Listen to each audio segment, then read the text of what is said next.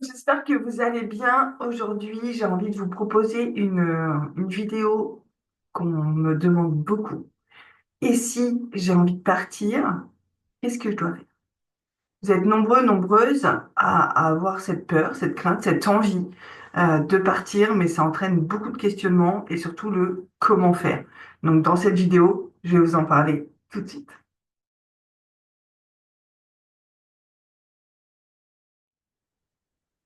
Alors, si vous êtes sur ma chaîne, si vous regardez cette vidéo, déjà, la première question que vous devez vous poser, c'est Euh, est-ce que je suis avec une personne toxique? Est-ce que je suis avec une PN? Est-ce que je suis avec une PNM, pervers narcissique manipulateur? Est-ce que je mérite ça? Euh, est-ce que j'ai envie de ça? Est-ce que je suis vraiment heureux, heureuse? C'est vraiment les fondamentaux déjà, pour commencer. Tout simplement parce que là, on parle vraiment d'un cas concret, le cas du PN, le cas de la personne toxique, le cas de la personne qui va vraiment vous mettre des bâtons dans les roues si vous souhaitez partir ou si vous souhaitez le mettre dehors. Alors, déjà, il y a des cas communs, c'est-à-dire que l'APN refusera de partir. Donc, la première question à se poser, et ça, je vous la pose et dites-moi en commentaire si vous avez des questions, c'est est-ce que vous êtes chez vous ou est-ce que vous êtes chez lui? Parce que c'est deux cas différents.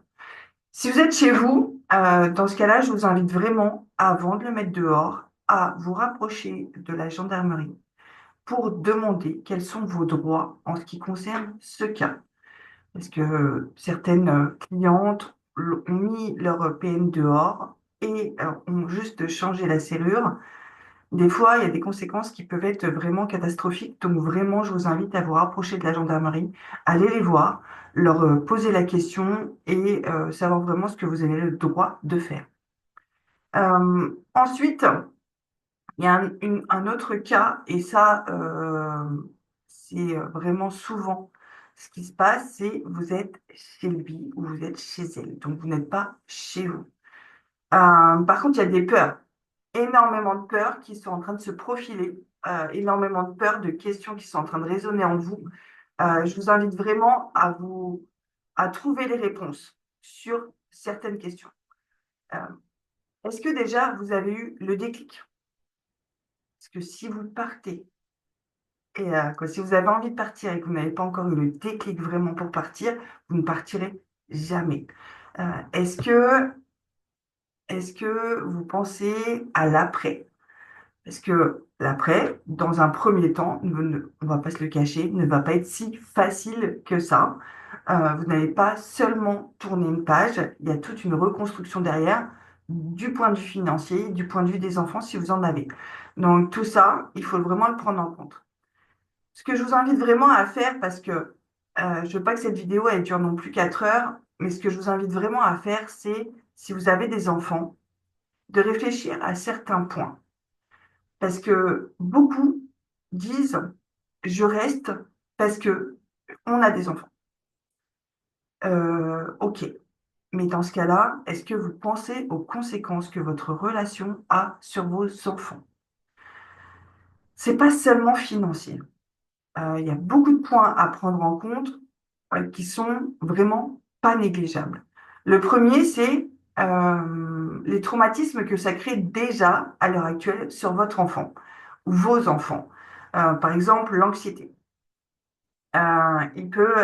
Il ou elle peut, quoi, vos enfants peuvent vraiment être sensibles et inquiets à cause des tensions qu'il y a dans la maison et donc vivre avec un sentiment d'anxiété quasiment tout le temps. Et ça, c'est un point, s'il vous plaît, prenez-le en compte. Le deuxième, c'est les différents émotionnels, c'est-à-dire que euh, votre, vos enfants ou votre enfant peut avoir, suite à cette relation, beaucoup de difficultés à communiquer sur ses émotions et donc à gérer, avoir des problèmes pour gérer son stress. Ça, c'est aussi des problèmes qu'on peut rencontrer. Ensuite, la confiance en lui. Et oui. Euh, cette relation, on va pas se le cacher, réellement, elle empêche votre enfant d'avoir confiance en vous, vraiment. Parce que vous lui dites: «Non, mais t'inquiète pas chérie, tout va bien, avec papa, avec maman, on se dispute un peu, mais t'inquiète pas, ça va». Votre enfant, il n'est pas débile, en fait. Il comprend. Il comprend que ça va pas, mais il comprend surtout que vous lui mentez. Et donc, automatiquement, il va perdre confiance en vous, ce qui peut créer après, par la suite, un manque de confiance en lui-même. Et ça, c'est vraiment super important. Et le dernier, le plus important, pour moi, c'est le modèle de relation que vous lui donnez. En fait, vos enfants, ils peuvent penser que ce modèle de relation-là, il est normal. Et donc, quand ils vont grandir, ils vont construire exactement la même chose. Donc, soit ils vont être victimes et donc attirer à eux des hommes ou des femmes qui vont être dans le même cas que ce qui se passe à la maison, soit ils vont être euh, toxiques parce que pour eux, ils ont grandi dans une relation comme ça avec une mère ou un père qui a accepté tout ça et donc pour eux, c'est vraiment tout ce qu'il y a de plus normal. Donc là, je dis un grand stop. Prenez en considération tout ça, s'il vous plaît. Parce que c'est juste impardonnable de la part d'un parent de n'y pas y avoir pensé et d'avoir été plus ou moins égoïste, de n'avoir pensé qu'à son propre bonheur à soi. Votre relation toxique, elle n'implique pas que vous quand vous avez des enfants. Ça pique un peu, c'est pas super cool, mais faut vraiment se pencher sur ça. Ensuite, j'ai beaucoup de personnes aussi qui m'ont dit, oui, mais je ne peux pas partir parce que je vais perdre de l'argent, je vais perdre en gain de vie, je vais perdre en qualité de vie. OK. Donc, en fait, votre bonheur, il est raccordé au portefeuille de votre toxique. Non. Non, non, non. En fait, effectivement, vivre seul, bah, ça implique des changements. Ça, je le conçois tout à fait. Ça implique d'être moins riche, entre guillemets, de n'avoir plus qu'un salaire pour plusieurs si vous avez des enfants. Ça implique aussi faire des démarches. Ce n'est pas impossible. En fait, votre bonheur, il n'est pas financier. Votre bonheur, il est de cœur. Donc, en fait, vous allez réussir à vous en sortir, même si vous avez moins de finances. Nous avons la chance encore aujourd'hui, et je ne sais pas si ça va durer longtemps, donc profitez-en maintenant, d'avoir des aides pour les parents, justement, qui sont séparés ou les femmes qui sont isolées.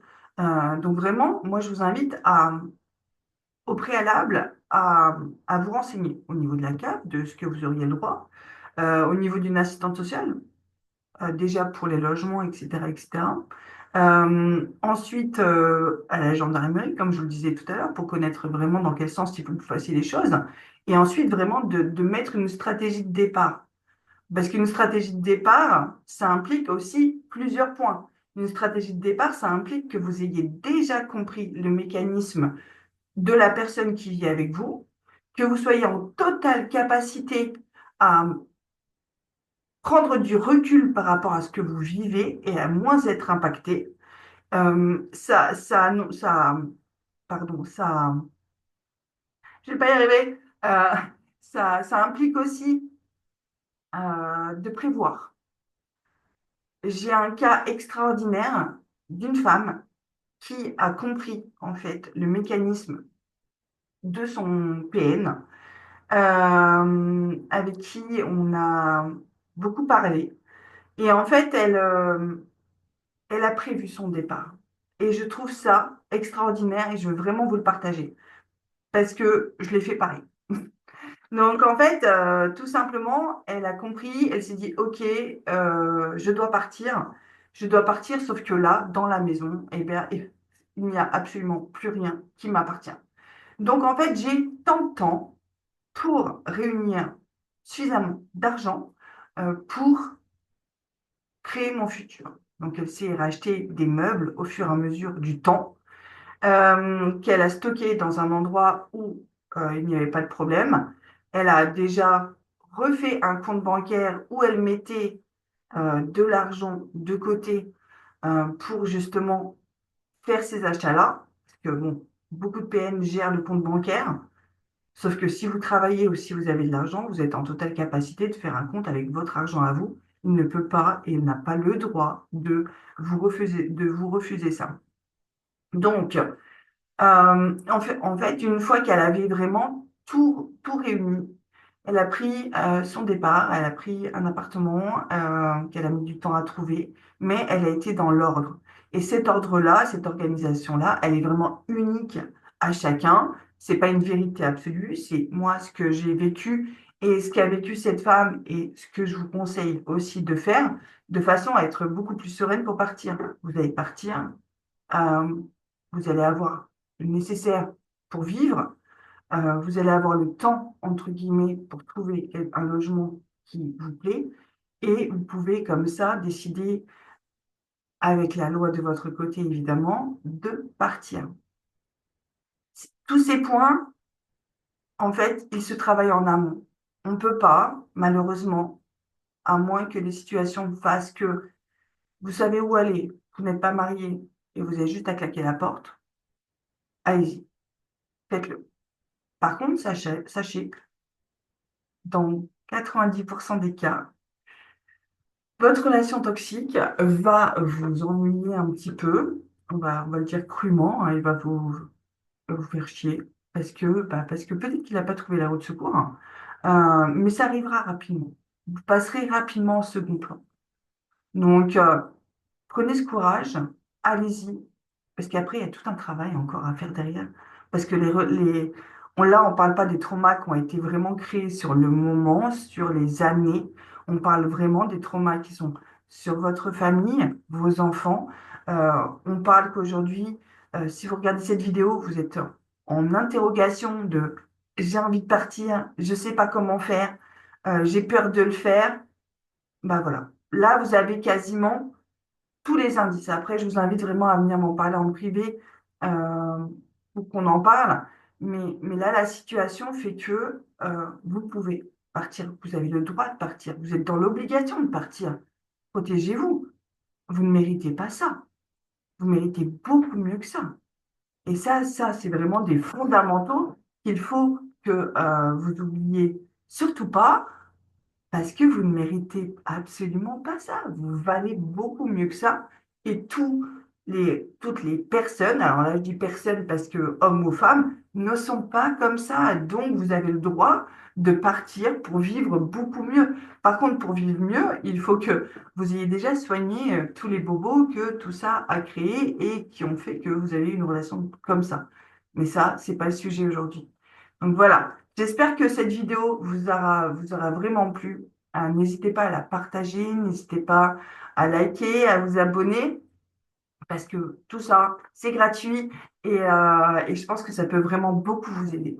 Je vous souhaite une très très bonne journée et soirée. Je ne sais pas quand est-ce que vous allez regarder cette vidéo et je vous dis à bientôt.